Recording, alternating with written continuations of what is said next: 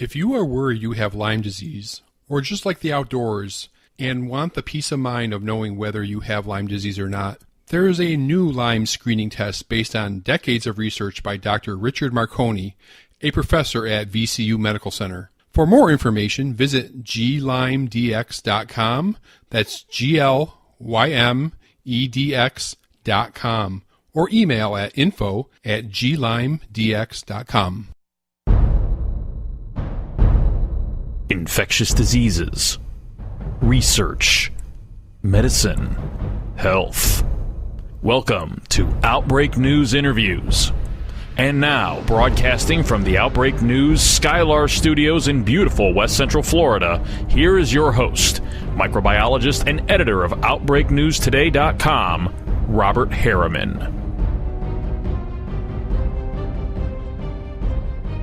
Hey everybody, this is Robert. Welcome to the latest podcast, and we're going to go a little historical here, and I'm going to play a segment from an interview I did on the radio show back in April 30 of this year, and it was with Dr. Michael Osterholm. He's, of course, with CIDRAP up at the University of Minnesota, and he was the author of a book, Deadliest Enemy, Our War Against Killer Germs, and he went over the investigation over the toxic shock syndrome outbreak that occurred in the late 70s, early 80s associated with tampon use. And I thought this would be pretty interesting to re-air this segment, so hope you enjoy. Toxic shock syndrome. This is one of your earlier outbreak experiences, and it's a topic that I've never covered on this show. So now, on the website about a year ago, I think we reported on a cluster in Michigan. However, in the early 80s, you were involved in this investigation of toxic shock syndrome that was unlike anything before it. Can you talk to the audience and tell us the backstory of this outbreak investigation? Sure. Yeah, well, this clearly was one that I cut my teeth on early in my career. And in the book, I detail certain outbreak investigations to actually bring home lessons learned that we then apply to what's going on today and what we need to do about it. And with toxic shock syndrome, it was about the need to make sure we get it right, because, in fact, public health didn't get it right with toxic shock syndrome, and we had more women who became seriously ill and died because of that. What happened was, in the late 1970s, we had the convergence of two totally different factors that were unfortunately bad for each other. One was a new strain of Staph aureus bacteria that became common in the community that actually had the ability to produce a toxin called toxic shock syndrome toxin 1 that actually was a toxin, when absorbed into the blood, basically caused the individual into multi-organ failure, a type of septic shock, but you weren't actually infected in the blood. And what happened then, the patients often had developed what we call third spacing, which is where you leak all the fluids into the soft tissue, and a number of them died. The way that this came about was at the same time that this strain became more common in the community, also we saw a major increase in the fluid capacity of tampons. For decades, the companies that made tampons made them out of basically cotton, and they absorbed 2 to 3 grams of menstrual fluid before they basically started to leak. Well, using superabsorber technology, a chemical structure that could absorb 20 to 30 times its weight in fluid that were, in a sense, invented really for the disposable diaper industry, got then translated into the tampon industry, and tampons that used to hold 2 and 3 grams of menstrual fluid now were holding 15 to 20 grams of menstrual fluid.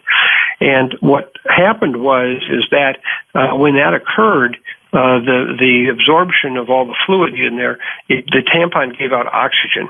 And the female vagina, which was normally an anaerobic environment or an environment without oxygen in it, and that turned out to be the critical factor for this bacteria to produce this toxin, the Staph aureus bacteria. In the presence of oxygen, these became literally toxin factories. And so what happened is that as high absorbency tampons became very prevalently used in the community, And along with this Staph aureus, we started suddenly seeing all these cases in young menstruating women as a result of the toxin being absorbed into the vagina and then developing this. Now, where the mistake occurred was the CDC really misunderstood the information that they had collected. Our group here in the upper Midwest were doing studies that showed that about 50 to 60% of the cases were using Rely brand tampons. It turned out that if you look at Rely and you look at Tampax and Kotex and OB and Playtex, all the companies had a high absorbency, medium absorbency, and low absorbency tampon. It's just that Procter & Gamble's Rely was so well marketed that they captured about 70% of the high absorbency market share. And so when CDC did their study, said it says a brand, it's Rely, take it off the market, we're done and fixed. And of course, we continued to show cases here at the same rate that we had before Rely went off the market. And it's just that they all were now associated primarily with Tampax Super Plus because that was the one that ended up becoming the recipient of all the women who were using high absorbency before with Rely, moved over to Tampax Super Plus, and they had the same problem Rely had before. We now know how this all occurred. The biology is well determined, and ultimately the National Academy of Medicine, at that time the Institute of Medicine, actually did a detailed study of this and ultimately concluded that we really were the gold standard for the work. And the reason I tell you this, though, is because what happened was it took almost a year before our work became the settled upon the answer. And during that time, high absorbency tampons stayed at the market. Soon after that time period, they went off the market. Toxic shock syndrome dropped dramatically. But had the CDC actually better done their studies and interpreted what was going on, we probably would have had women who wouldn't have died during that year's time period before high absorbency products started going off the market. So when we see a toxic shock syndrome case or cluster today, 37 years later, is it because of tampons or is it because of other reasons?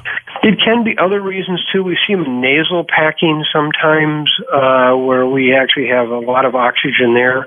But we occasionally still get cases with tampons. It's just at a much, much lower risk.